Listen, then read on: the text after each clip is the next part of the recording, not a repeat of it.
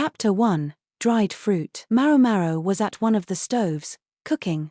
Afraid she might poison herself if she didn't get some air, she took a deep breath in, let it out again, then wrapped a hand towel around her nose and mouth. It had been 5 days since the swarm, and they were finally almost rid of the grasshoppers around the medical office. There were a few survivors, at least until Maomao found them, whereupon she would crush them underfoot. Do we still need those poisonous plants? Lahaku asked as he stirred a big pot. Yeah. There might be a second wave. Maomao chopped some of the herbs in question with a cleaver and dumped them in the pot. You need to make sure you cover your mouth, Master Lahaku. Or, it's just a little smoke, isn't it? He frowned, not wanting to take the trouble. Do we remember what happened when we weren't careful around the burnt-out storehouse? Do we remember singeing our head? Lahaku obediently covered his nose and mouth. Miss Maomao. Miss Maomao. Chu appeared, announced by her distinctive tip-tapping footsteps. She was carrying a large box. I got the extra medicine and bandages you wanted. Thank you, Maomao said, inspecting the contents of the box. Is this all? Afraid so, Chu said with an apologetic look. Despite the box's size, there wasn't actually much in it. Certainly not nearly as much as Maomao had asked for. Supplies are short everywhere. I think we'll just have to make do. Yes, of course. You're right. The grasshoppers might be gone, but that didn't mean they could relax. People were on edge, and that sort of anxiety could lead to outbreaks of violence. Some people were hurt, and many more were in poor health. Medicine always seemed to be in short supply already. With a contagion about, of course they wouldn't have enough. Maomao passed Chu a mortar and pestle, encouraging her to work too. Chu obligingly but resignedly rolled up her sleeves. I don't think we'll run out of actual food. But there are other problems. The bugs hadn't gotten to all of the provisions in the grain silos, but there was a dearth of fruit and vegetables, meaning everyone would have an imbalanced diet for the foreseeable future. The real trouble is a few months from now. Supplies would need to be closely regulated until the next harvest. People could be complex and difficult. Just telling them that everything would be fine and to relax wouldn't do the trick. As soon as they realized there wouldn't be enough to go around, they would start hoarding. Soon there would be shortages, and then people would start to starve. Maomao said, I'm sure our dear acting governor is well aware of all that. When you get right down to it, Master Gyokuoyu is a door, Chu replied pointedly. A door? For a variety of reasons, Maomao was not personally a big fan of Gyokuoyu's, but a mark of adulthood was the ability to separate personal animus from objective evaluation. He sent provisions and distributed food around the western capital and the surrounding towns, wherever there wasn't enough to eat. Being quick to act, that's worth a lot. A swift initial response would do much to reassure the populace. Started sharing right away, huh? Generous. I thought the powerful were supposed to try to keep everything for themselves, Lahaku said, impressed. Right. But he sent carriages full of provisions, all carefully calculated based on the population and the extent of the damage to each area. Chu never missed a thing, did she? She seemed to have checked all this out herself. Wait. Is that? Was it all the stuff Rikusen had been preparing for so long? He'd made plenty of reports to Gyokuoyu. If the ruler had leveraged those, it would all make sense. If that's true, it would show that Gyokuoyu wasn't caught up in his pride, was willing to use anything and anyone he could, even those who had come from the central region.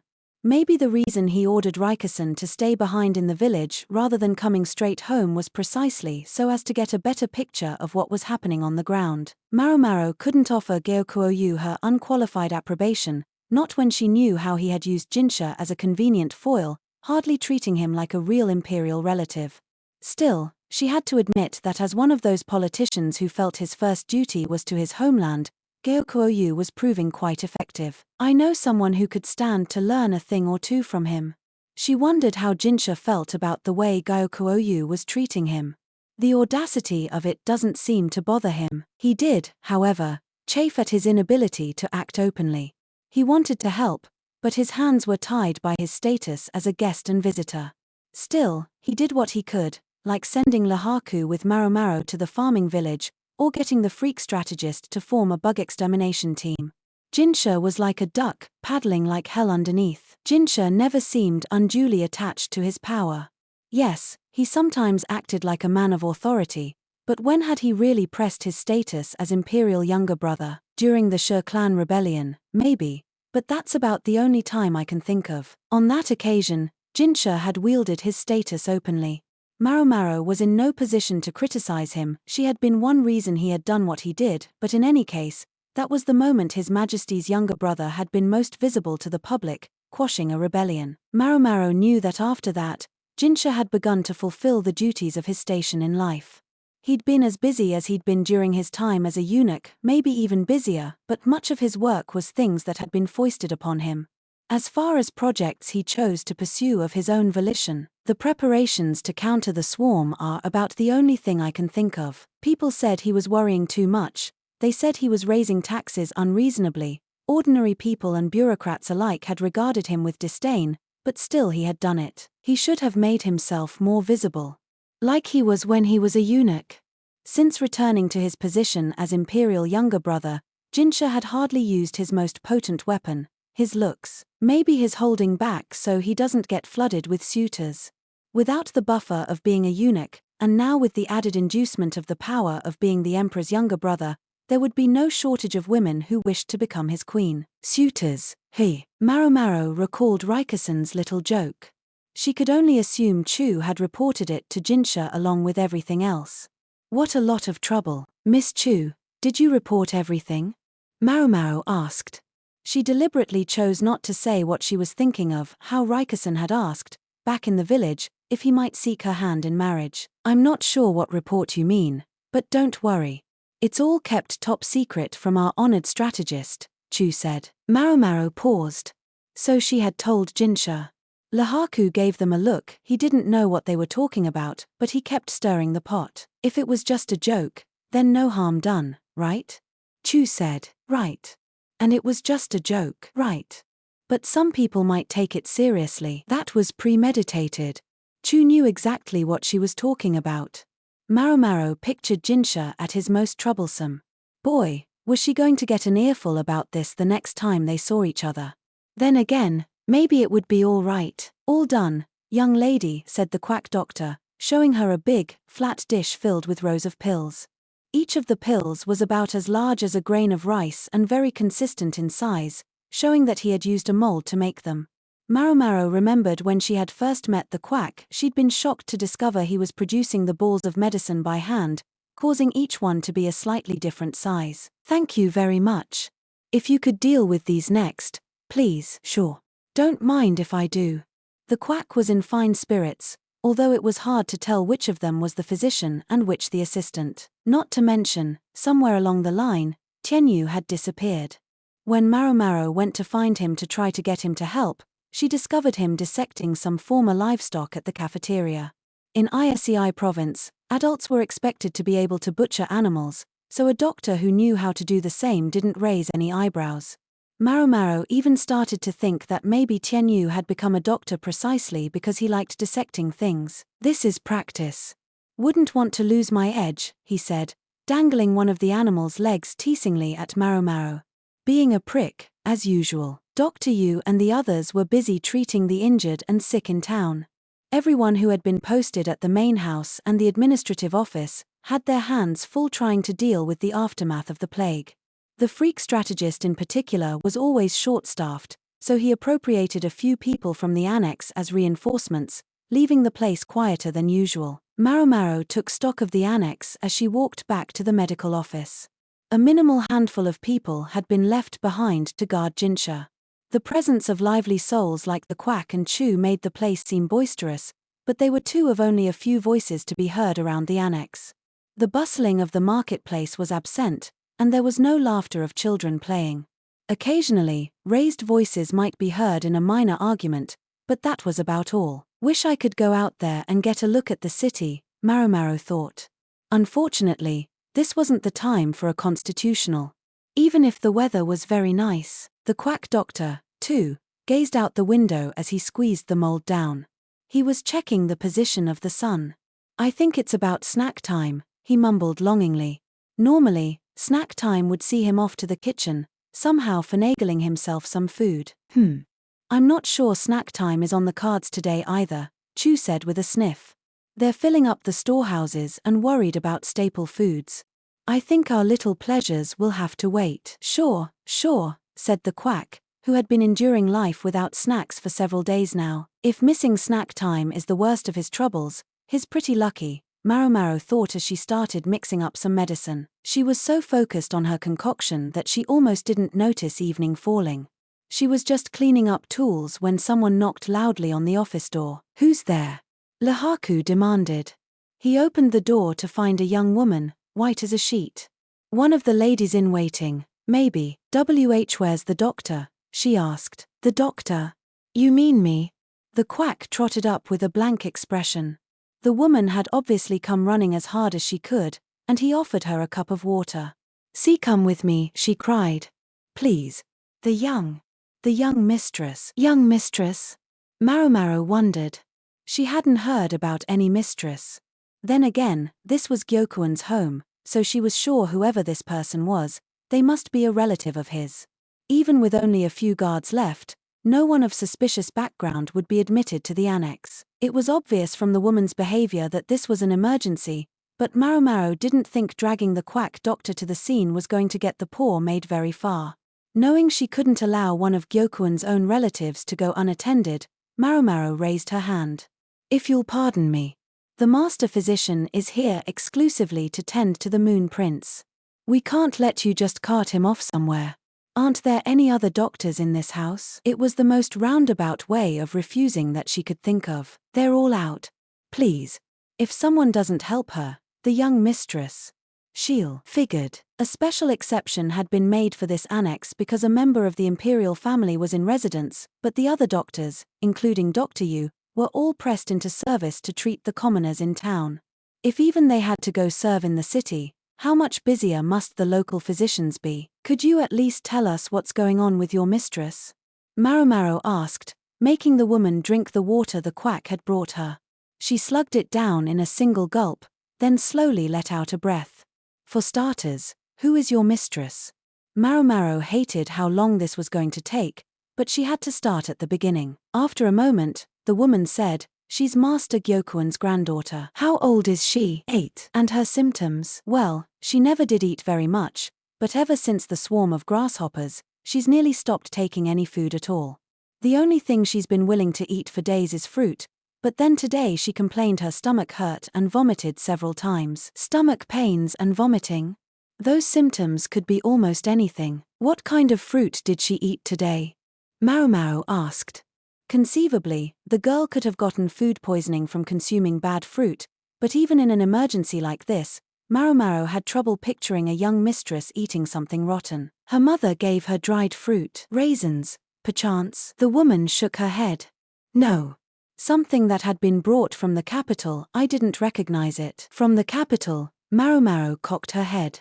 Isei province produced more dried fruit than the capital did. What was there in Cow province that they didn't have here? It had reddish-brown skin and looked like it had been dusted in white powder, the woman said. Maomao's eyes went wide. The lady-in-waiting seemed to be describing a dried persimmon. All right. We'll see your mistress right away. Where is she? Maomao scrambled to get tools and medicines from the office shelves, then shoved them into a bag. Why, young lady? You can't just go running off on your own, the quack cried. If we leave her, in the worst-case scenario, she might die. Dee die? The quack trembled visibly. Lahaku picked up Maomao's bag, while Chu seemed to have vanished in the meantime. But I can't leave the office. I'll go.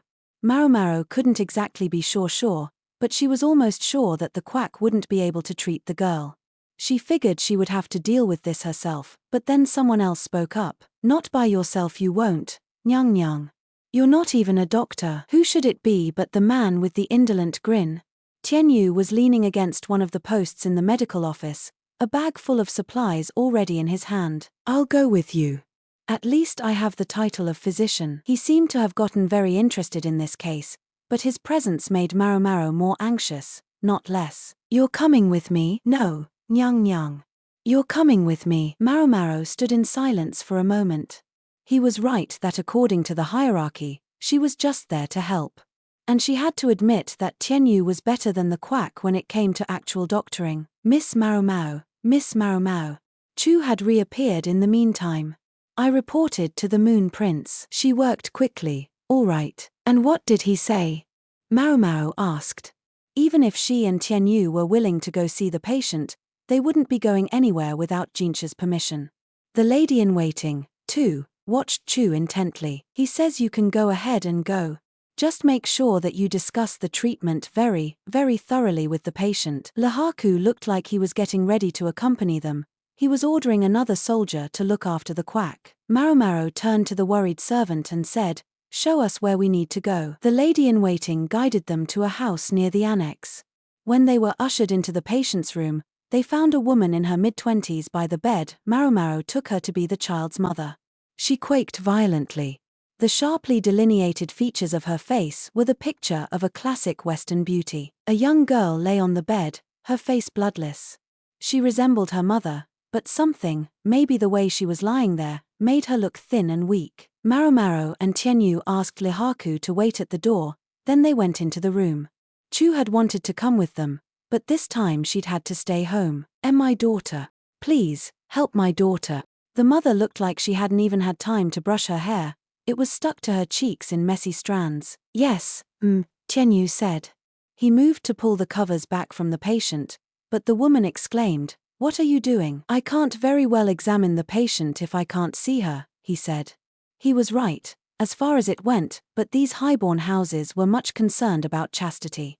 They resisted the idea of a man looking at a woman's body, even if the woman was a child of 8. It was clear from the expression on Tianyu's face that he had no interest whatsoever in a kid like this, but it was lost on her mother.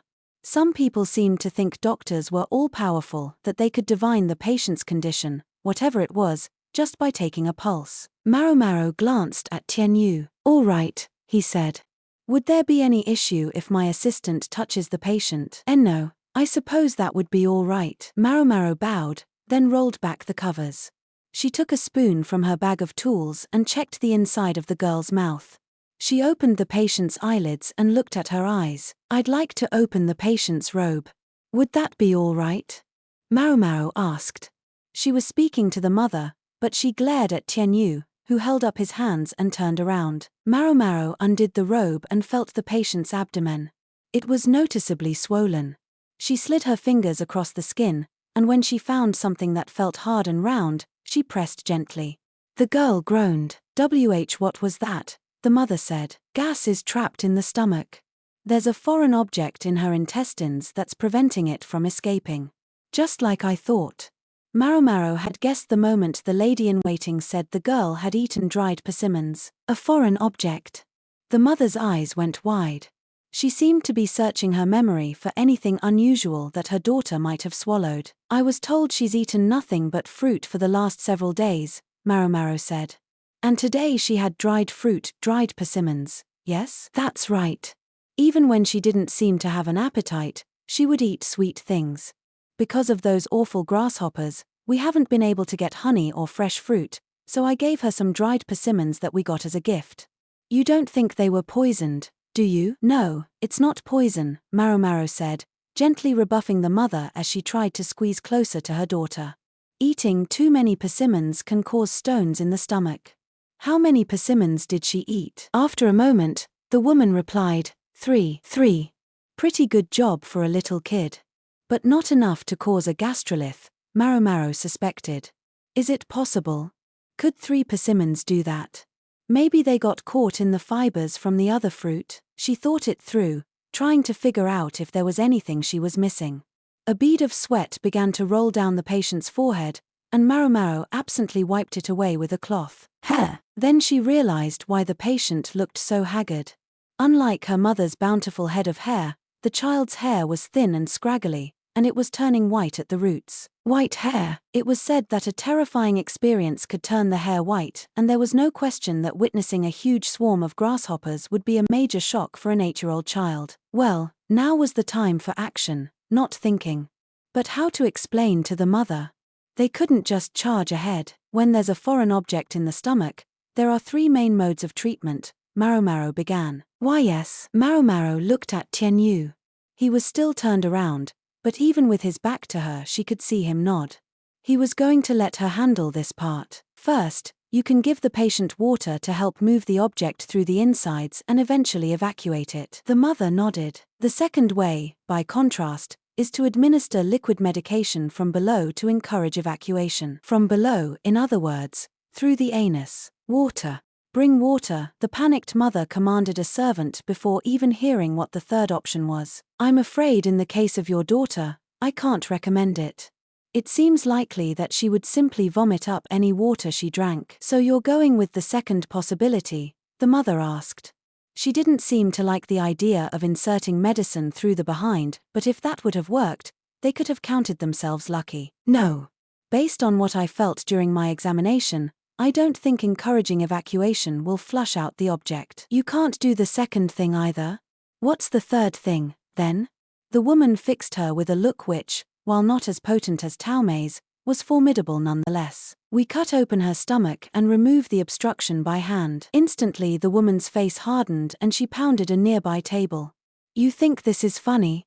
You want to cut open my daughter's stomach? You won't lay a finger on her. The mother, naturally, refused the suggestion. She gave Maomao her most frightening look, eyes flashing. About what I expected. You're ordering us to attempt the first and second methods repeatedly in order to remove the obstruction? Maomao said. I am, and you'd better do it quickly. I'm afraid I can't do what you're asking in good conscience. The patient would most likely only die. If you absolutely must use those methods, you'll have to do it yourself. Maomao kept her voice calm and level. She felt for the young girl lying agonized on the bed, but she couldn't just administer a random treatment. If the girl died, there would be serious repercussions. If she ignored the mother and simply bulled ahead with a shocking treatment, however, she would get them thrown out. There was only one choice. She had to persuade the mother. I have to warn you, I don't think there's time to consult with another doctor. If possible, I want to do the surgery right here, right now. She looked at the mother, whose eyes darted to Tianyu. You're a real doctor, aren't you? What this assistant of yours is saying can't be right, can it? I concur with her opinion, Tianyu replied in his most serious tone. A simple gastrolith could be treated with one of the two methods she described. However, the swelling of the stomach in this case indicates an intestinal blockage. Your daughter needs immediate attention. He sounded far more official than he usually did, but Maomao found herself on edge just the same. She was worried that he might slip back into his typical off-handed tone at any moment. If you cut into her belly, won't that mean she can no longer bear children? The mother asked. We won't touch the womb. The blockage is located far away from the reproductive organs, Maomao said, communicating the results of her exam. She was lucky that the physical examination had revealed the location of the problem. If they kept their heads and worked calmly, this would be a relatively easy surgery. At least, it would be for someone like Dr. Liu. This wasn't like attempting to remove lesions, or even extracting a shattered bone. Maomao tried to look steady, to reassure the mother. How much harm will you have to do?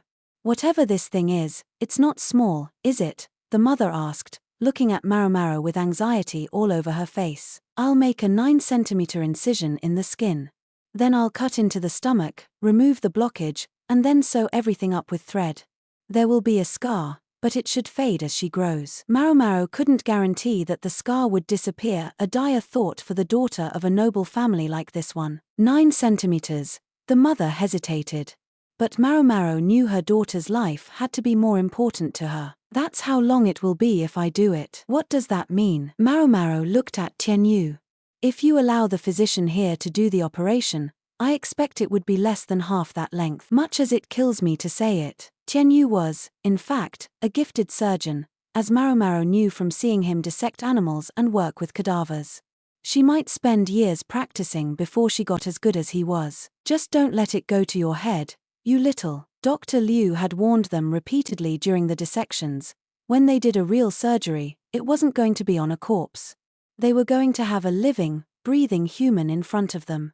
There would be no room for error, he warned them, and they must always seek better surgical techniques. They could not allow themselves to kill a patient because they were caught up in their pride. Instead, they must throw away self-importance and rely on anyone and everyone they could. So it was that Maomao said to the woman, "A physician bears that title for a reason. If you want the best chance of saving your daughter, then don't ask a simple assistant like me to do this. You'd be better off trusting the doctor." The mother was silent for a long moment, hesitating. She looked at her suffering daughter, then narrowed her eyes and clenched her fist. "Go ahead." Maomao let out a sigh of relief. "We'll need hot water and clean bandages. And could you start a fire for us?" "Yes, if possible. We also need some ice, but if that's not available, whatever will most effectively cool the body." The mother called a servant and ordered them to prepare everything Maomao and Tianyu would need for the surgery. While they waited, the two opened their bags of tools and took out surgical garments and white aprons, which they put on. As they got ready, Maomao told Tianyu what she had observed during her examination of the patient, as well as what she suspected the blockage was. "Seriously? You think it's—" "I can only speculate. But yes, she might lag behind him in dissection, but in terms of experience examining patients and assessing symptoms, Maomao was confident that she was ahead." She allowed herself a brief feeling of superiority at Tianyu's surprise. "Nyang, I'm going to do the actual surgery, but maybe you could—" "I'll handle the anesthetic. Each of us can do what we're best at. You have a surgical knife with you." "But of course." Tianyu produced a finely honed knife. Maomao pulled out the medicines she'd brought along. A child, 8 years old, thin. Yes, they were going to be cutting open her belly, but of course they wanted to minimize the pain as much as possible. Maomao had several analgesics with her. Poppy, thornapple, and henbane were the most well-known of such herbs, but many pain-killing medicines were also poisons. A misjudged dose could have serious consequences. It was thornapple that Maomao had with her. She was more used to using it than either of the others. "It's often dissolved in wine to administer it, but I'd rather not." Luo Men, Maomao's mentor in all things medical, hadn't approved of giving medications with wine. True, it would contribute to blunting the pain, but it could also cause changes in the body. It could encourage blood flow and make bleeding harder to stop. It was better avoided, especially with a child who would not be used to it. Maomao had, in the past, treated a burn without suitable tools or even decent anesthetic, but that had been a special case in which she suspected pain also brought the patient a certain kind of pleasure. She would never normally do that. No, she would never do it again. She weighed some medicine with a scale. The patient weighs, let's call it half what an adult does. She didn't want to give the girl too much and cause side effects. She would have to work very carefully. Maomao gently sat the patient up. "It hurts." The girl had been so quiet that Maomao had thought she was asleep, but now she spoke. Maomao smiled a little, then tilted the patient's chin up. "Take this. It will help." She wetted the girl's lips with the painkiller and helped her drink it. It would take 30 minutes or so for the medicine to take effect. During that time, they could prepare. "I brought ice," said the servant, who arrived with ice wrapped in straw. Maomao took it and broke off some chunks, which she put in a leather bag and pressed against the patient's stomach. "They say you should never chill the abdomen, but there are exceptions to every rule." Maomao wanted to minimize the amount of painkillers she gave the girl, so instead she numbed the area by making it cold, just as she'd done with Jinshi. Tianyu polished his little knife, then heated it in the fire. He also had scissors out, as well as something to hold open the incision. "What do we do about thread?" Maomao asked. "For the outside, silk. Everything inside, gut," he replied. Gut, very literally, thread made from animal intestines. Maomao carefully took out a cloth packet of thread and began inspecting each strand. Ideally, the size should be as consistent as possible, and they wanted to avoid any frayed strands. It was a fraught moment, assessing the implements. They were, after all, about to operate on a young girl. Finally, Maomao had to make a request of the child's mother. A cruel request. "Sometimes the two of us won't have enough hands during the operation. Could some of your servants help us? Someone who isn't going to be too disturbed by the sight of blood." "What needs to be done?" the girl's mother asked. "We've given her anesthetics, but it may not numb all the pain. I tried to go easy on the drugs so there wouldn't be too many side effects. However, This means that someone may have to hold your daughter down while we work in case she starts thrashing from the pain. Is there any chance I could do it? Do you think you can retain your composure when you see your child in that much pain? Once we start the surgery, we won't be able to stop. Maomao gave the woman her most intense look. No matter how much the mother cared about her daughter, if she was going to get in the way, then Maomao needed her out of here. The mother, however, surprised Maomao with her acquiescence. All right, she said. Will 2 be enough? I thought for sure she would give me a hard time about it. The mother's face was pale, she must have been near her limit. A servant offered her water. The mother summoned 2 more servants, and Maomao instructed them to wash their hands, then dabbed their hands with alcohol. Both of the newcomers were doughty middle-aged women who didn't look like they would cower at a little blood. All right. What say we get started, said Tianyu, who had wrapped a cloth around his mouth and another around his head.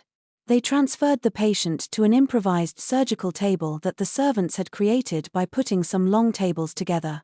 The patient was breathing much easier, perhaps the painkillers were taking effect. Maomao placed a rag in the girl's mouth so she wouldn't bite her tongue. Then they had the servants hold the girl's arms and legs. Maomao arranged an apron to cover everything but the operating site. It was full dark outside, and they had several lights brought so that they could see where they were supposed to cut. To Maomao, it almost looked like the flames danced in answer to the patient's breathing. In, out. It was true, working on the living was different from working on the dead. However much they had chilled the skin, there would be blood. The blade of Tianyu's knife was as fine as a razor. Tools are an important part of doctoring, Maomao thought. Dr. Liu could exhort them as much as he liked to keep their ego out of it. It still annoyed Maomao that she wasn't as skilled as Tianyu. If she could get her hands on some tools that might help close the gap, then she wanted to. The patient was looking pretty out of it from the drugs, her perceptions successfully numbed. That came as a relief to Maomao, who wiped at the blood that poured forth as Tianyu worked. Here it is, Tianyu said, his fingers brushing the swollen small intestine. He gently made an incision with his knife, then plunged a pair of forceps into the opening.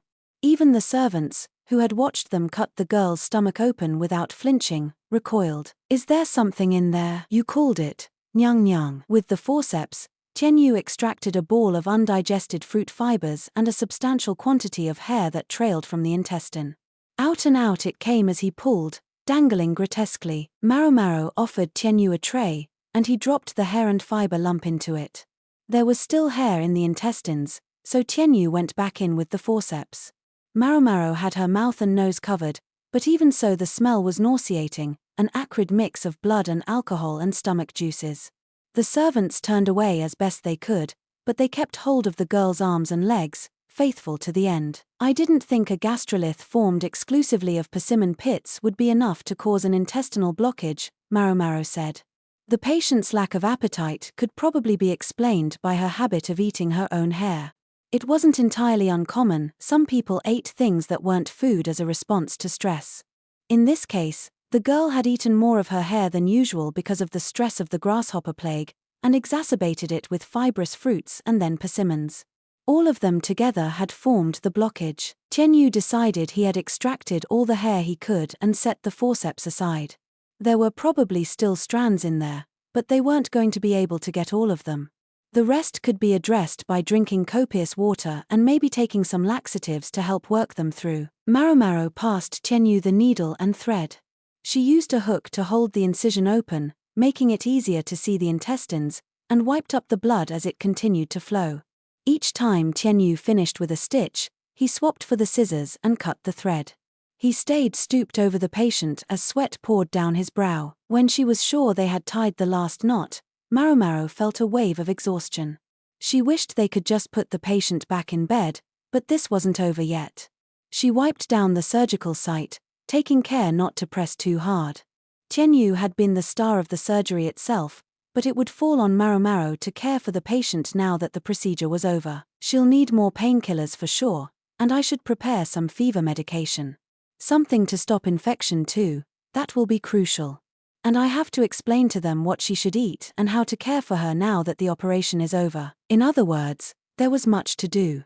At the same time, Maomao wanted to ask the patient's mother a few questions. The servants who had been holding the girl down looked almost as spent as the doctors felt.